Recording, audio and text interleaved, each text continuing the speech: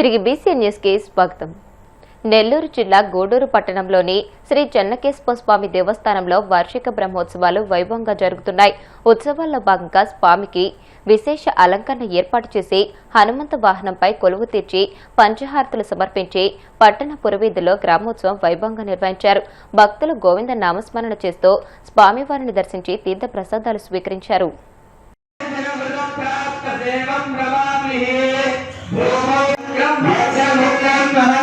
हरे ओम श्री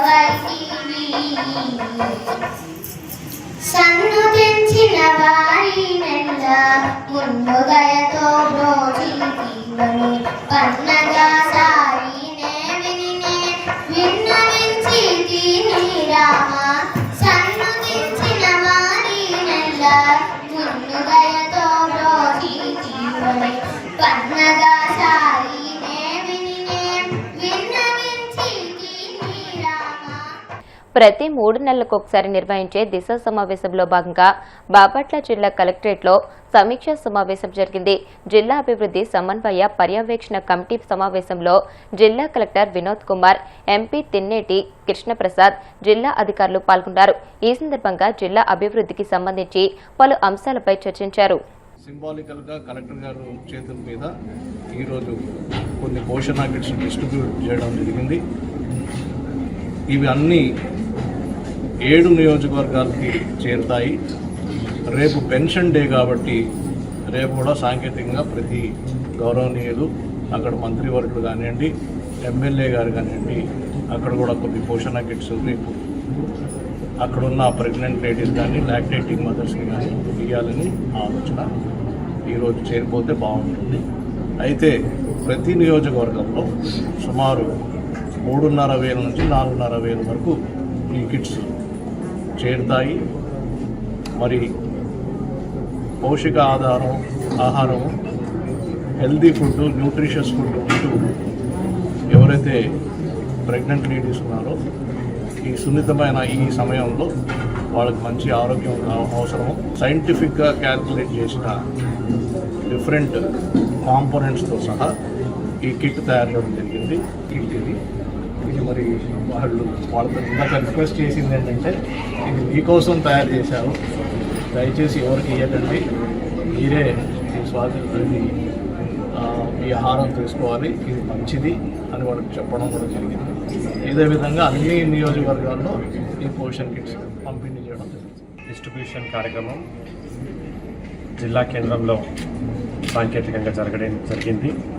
గౌరవనీయులు స్థానిక పార్లమెంట్ సభ్యులు ముఖ్య అతిథిగా వచ్చి ఆయన ఒక చొరవతో గెయిల్ ఫౌండేషన్, గెయిల్ వాళ్ళ CSR దీని వలన అవంత్ ఫౌండేషన్ మరియు కేపీ ఫౌండేషన్ వీళ్ళు ముగ్గురు గౌరవనీయులు ముఖ్యమంత్రి గారు శ్రీ నారా చంద్రబాబు నాయుడు గారు ఇచ్చిన పిలుపు P4 ఆ ఒక దృక్పథంతో గర్భవతులకి దాదాపు 21,000 బెనిఫిషరీస్కి ఈ కిట్ అనేది పంపిణీ చేయటం ఈరోజు మొదలైంది.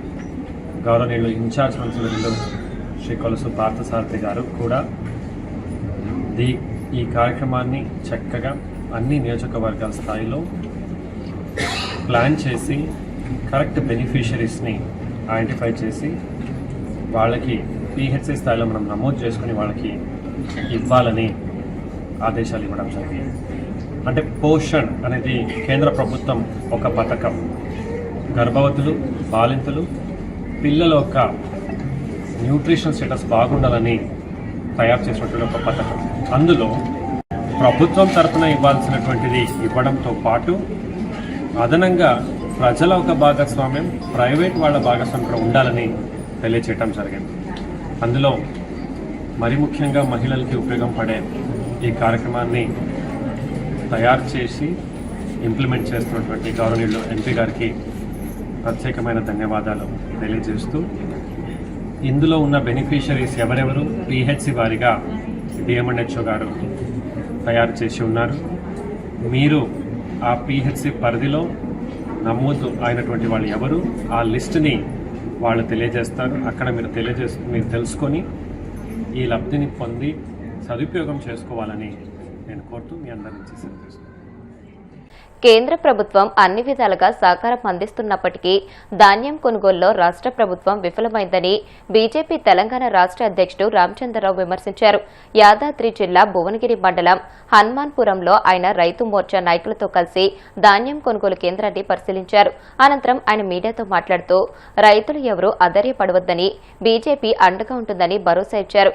అక్రమాలకు పాల్పడుతున్న మిల్లర్లు, దారులపై కఠిన చర్యలు తీసుకోవాలని డిమాండ్ చేశారు. సార్ వారు 2 రోజులు మొత్తం ఎత్తేస్తాం సార్ అంటారు. ఇప్పుడు లారీలు వస్తాయని చెప్తా ఉన్నారు.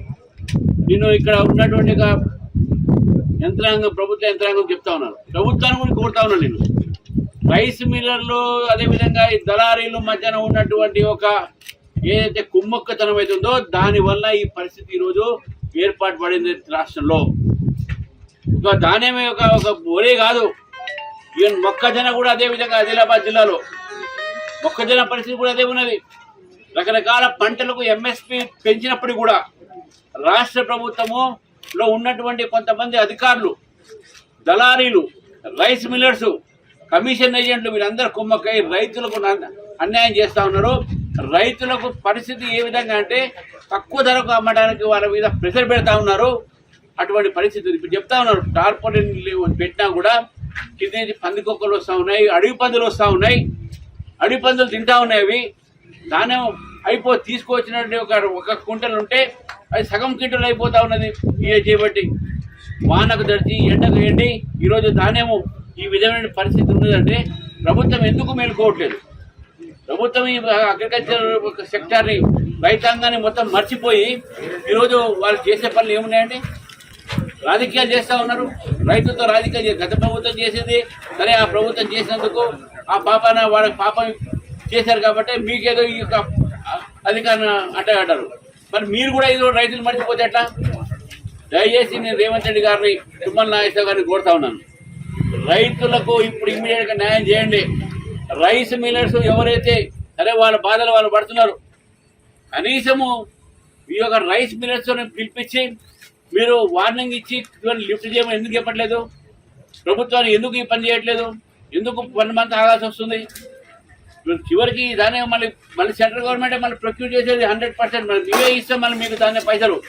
కాబట్టి ఈరోజు కేంద్ర ప్రభుత్వం నుంచి వచ్చినటువంటి ఒక MSP రేట్ కానీ, టార్పోలిన్లు కానీ, మీ యొక్క కాంటాలు కానీ అన్నీ కూడా మేము ఇస్తున్నాం. ఒక్క పైసా దప్పడం ఒక ఖర్చుతో సహా, సూట్లీ ఖర్చుతో సహా మొత్తం కేంద్ర ప్రభుత్వం ఇస్తుంది.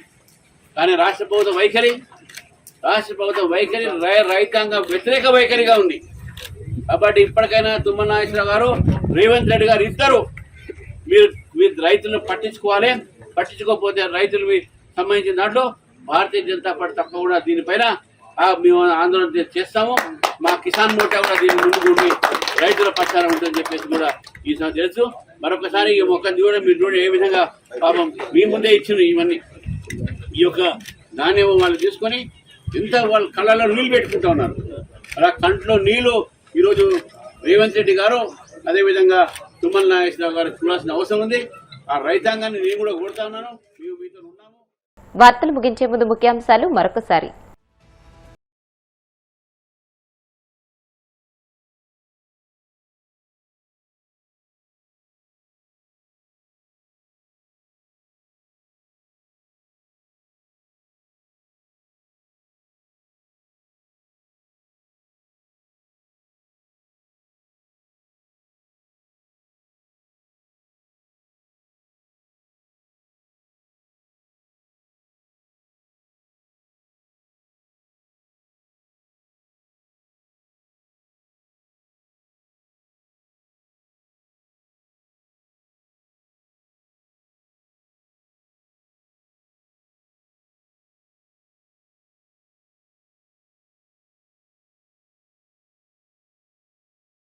ఈ వార్తలు ఇంతటితో సమాప్తం. మరిన్ని వార్తల కోసం BCN digital YouTube channel, Facebook page ని ఫాలో అవ్వండి. అప్డేటెడ్ వార్తల కోసం ప్లీజ్ సబ్స్క్రైబ్.